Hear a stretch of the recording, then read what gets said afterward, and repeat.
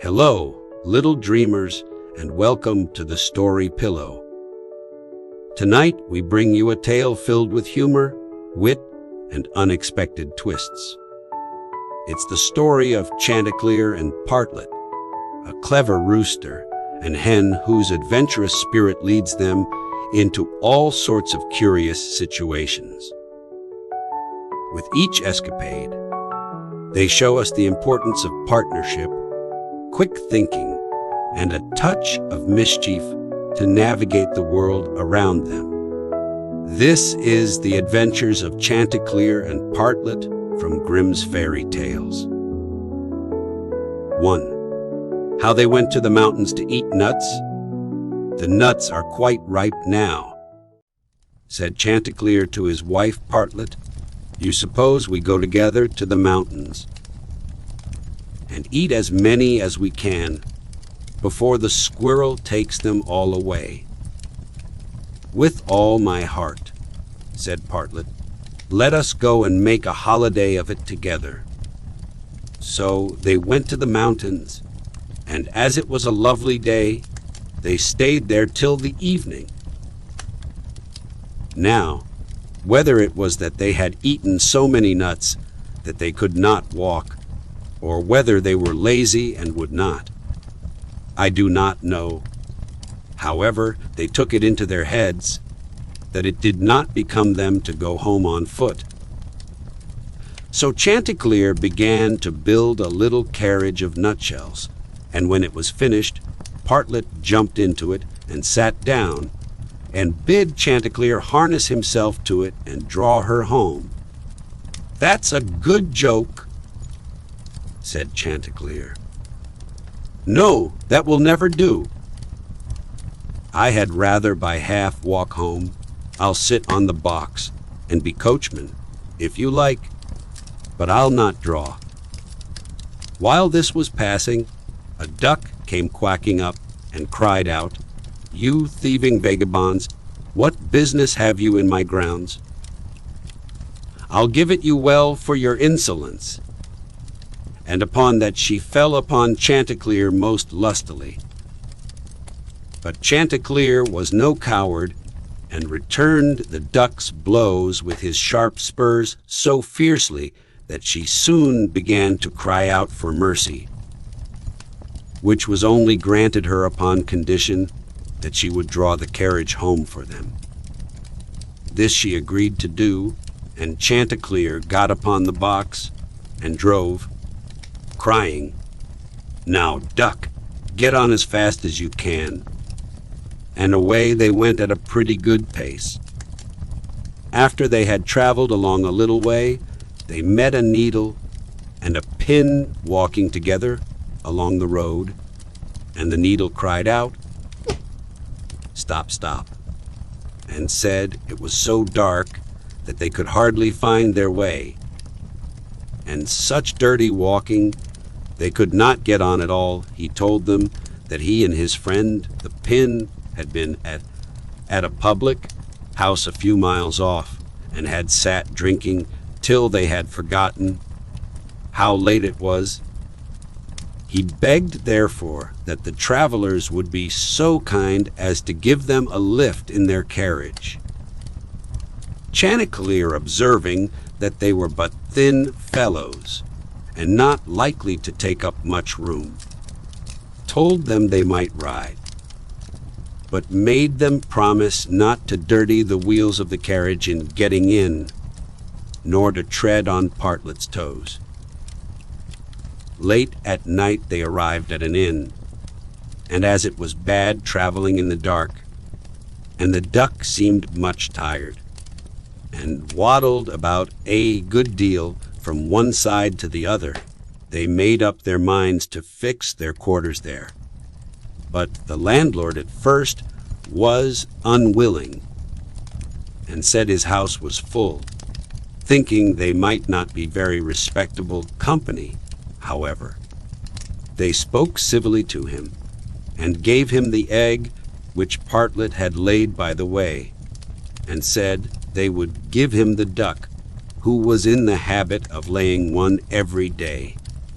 So at last he let them come in, and they bespoke a handsome supper, and spent the evening very jollily. Early in the morning, before it was quite light, and when nobody was stirring in the inn, Chanticleer awakened his wife, and, fetching the egg, they pecked a hole in it, ate it up, and threw the shells into the fireplace. They then went to the pin and needle, who were fast asleep, and seizing them by the heads, stuck one into the landlord's easy chair, and the other into his handkerchief. And, having done this, they crept away as softly as possible. However, the duck, who slept in the open air in the yard, heard them coming, and jumping into the brook, which ran close by the inn, soon swam out of their reach. An hour or two afterwards the landlord got up and took his handkerchief to wipe his face. But the pin ran into him and pricked him. Then he walked into the kitchen to light his pipe at the fire. But when he stirred it up, the eggshells flew into his eyes and almost blinded him. "Bless me," said he. "All the world seems to have a design against my head this morning." And so saying, he threw himself sulkily into his easy chair. But, oh dear, the needle ran into him, and this time the pain was not in his head. He now flew into a very great passion, and, suspecting the company who had come in the night before, he went to look after them. But they were all off, so he swore that he never again would take in such a troop of vagabonds, who ate a great deal, paid no reckoning, and gave him nothing for his trouble but their appish tricks. 2. How Chanticleer and Partlet went to visit Mutricorbes another day. Chanticleer and Partlet wished to ride out together, so Chanticleer built a handsome carriage with 4 red wheels, and harnessed 6 mice to it, and then he and Partlet got into the carriage, and away they drove. Soon afterwards a cat met them and said, "Where are you going?" And Chanticleer replied, On our way a visit to pay to Mutricorbes, the fox. Today, then the cat said, "Take me with you," Chanticleer said. "With all my heart, get up behind, and be sure you do not fall off. Take care of this handsome coach of mine, nor dirty my pretty red wheels so fine.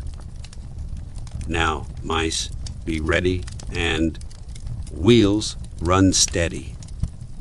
For we are going a visit to pay to Mutricorbes, the fox, today." Soon after came up a millstone, an egg, a duck, and a pin, and Chanticleer gave them all leave to get into the carriage and go with them. When they arrived at Mutricorbes' house, he was not at home, so the mice drew the carriage into the coach house. Chanticleer and Partlet flew upon a beam. The cat sat down in the fireplace. The duck got into the washing cistern. The pin stuck himself into the bed pillow. The millstone laid himself over the house door, and the egg rolled himself up in the towel. When Mutricorbes came home, he went to the fireplace to make a fire. But the cat threw all the ashes in his eyes. So he ran to the kitchen to wash himself, but there the duck splashed all the water in his face, and when he tried to wipe himself, the egg broke to pieces in the towel all over his face and eyes. Then he was very angry, and went without his supper to bed. But when he laid his head on the pillow, the pin ran into his cheek. At this he became quite furious, and jumping up, would have run out of the house. But when he came to the door, The millstone fell down on his head and killed him on the spot. 3. How Partlet died and was buried, and how Chanticleer died of grief another day. Chanticleer and Partlet agreed to go again to the mountains to eat nuts. And it was settled that all the nuts which they found should be shared equally between them. Now Partlet found a very large nut, but she said nothing about it to Chanticleer, and kept it all to herself. However, it was so big that she could not swallow it, and it stuck in her throat. Then she was in a great fright, and cried out to Chanticleer, "Pray run as fast as you can, and fetch me some water, or I shall be choked." Chanticleer ran as fast as he could to the river, and said, "River, give me some water, for Partlet lies in the mountain, and will be choked by a great nut." The river said, "Run first to the bride, and ask her for a silken cord to draw up the water." Chanticleer ran to the bride, and said, "Bride, you must give me a silken cord, for then the river will give me water. And the water I will carry to Partlet, who lies on the mountain, and will be choked by a great nut."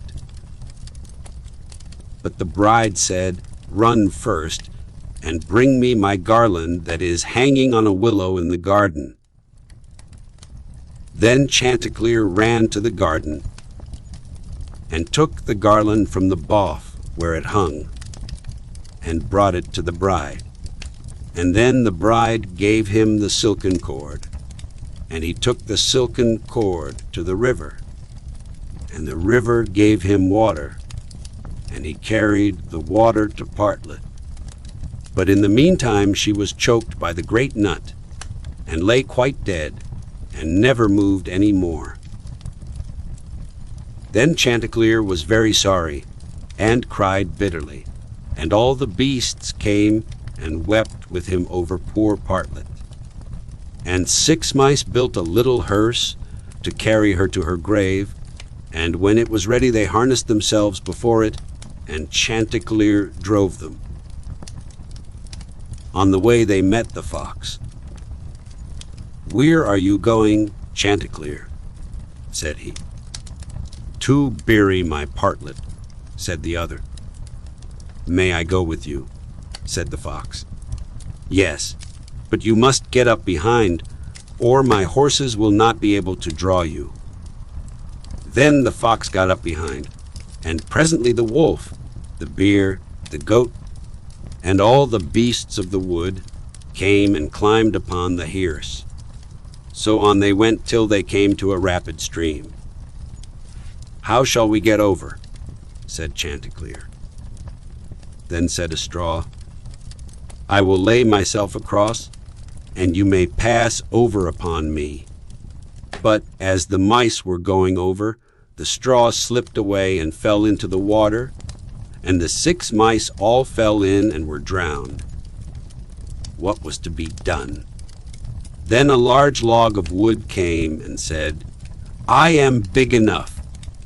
I will lay myself across the stream, and you shall pass over upon me."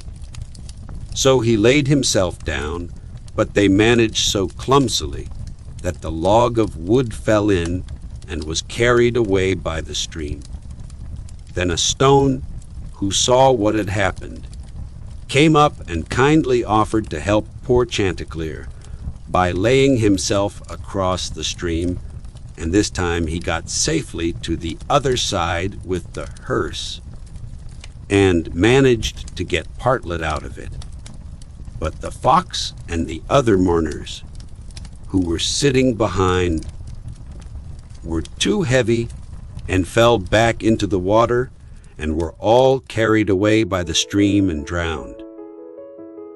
Thus Chanticleer was left alone with his dead Partlet, and having dug a grave for her, he laid her in it, and made a little hillock over her. Then he sat down by the grave, and wept and mourned, till at last he died too, and so all were dead. And that concludes The Adventures of Chanticleer and Partlet, a delightful tale of cleverness, teamwork, and lighthearted fun. Thank you for spending time with us at the Story Pillow, where every night brings a new adventure to dream about. Until next time, sweet dreams and good night.